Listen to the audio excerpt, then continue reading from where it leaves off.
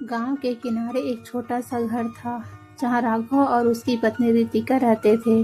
दोनों की जिंदगी शांति से भरी थी, लेकिन दिल में एक ही कमी थी, औलाद की। शादी को 12 साल हो चुके थे, लेकिन उनके आंगन में कभी किलकारी नहीं गूंजी।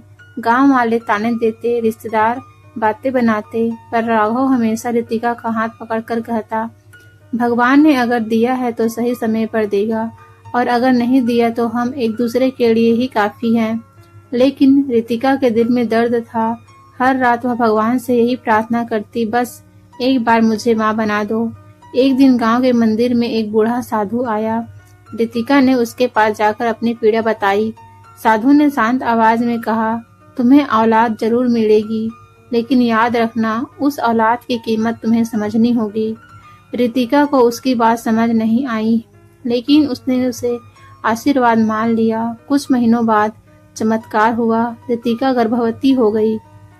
घर में खुशियां लौट आई। राघव ने पूरे गांव में मिठाई बांटी। 9 महीने बाद एक प्यारा सा बेटा पैदा हुआ, जिसका नाम रखा शिवम। शिवम उनके जीवन की रोशनी बन गया। रितिका उसे पलकों पर रखती।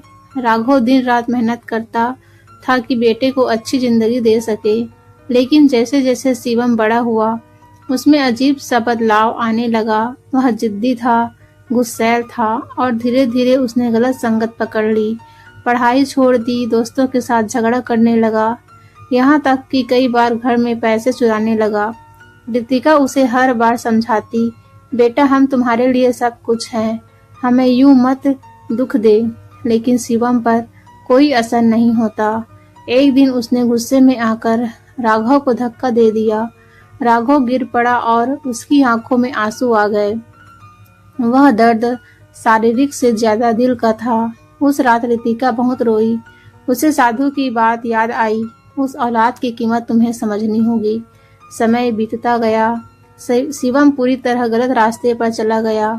एक दिन वह चोरी करते हुए पकड़ा गया और पुलिस उसे थाने ले गई।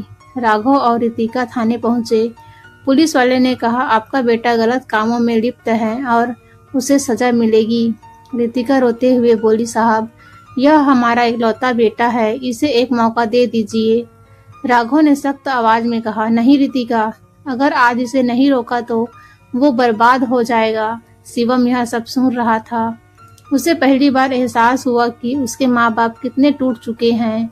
उस रात थाने की सलाखों के पीछे बैठा शिवम सोचता रहा, जिन लोगों ने मुझे इतना प्यार दिया, मैं उन्हीं को दुख देता रहा। अगले दिन उसने अपने माता पिता से माफी मांगी। माँ पापा मुझे माफ कर दो, मैं बदल जाऊंगा।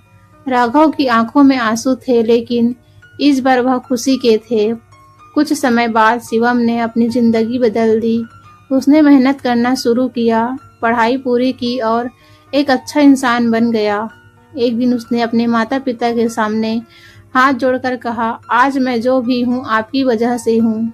आपने मुझे सजा भी दी, प्यार भी दिया, तभी मैं संभल पाया। रितिका मुस्कुराई और बोली, अब समझ आया औलाद की असली कीमत क्या होती है। शिवम ने सर झुका लिया। सीख, औलाद सिर्फ खुशी नहीं होती, जिम्मेदारी भी होती है, और माता पिता का प्यार तभी सफल होता है जब बच्चे उसे प्यार की कद्र करना सीखे।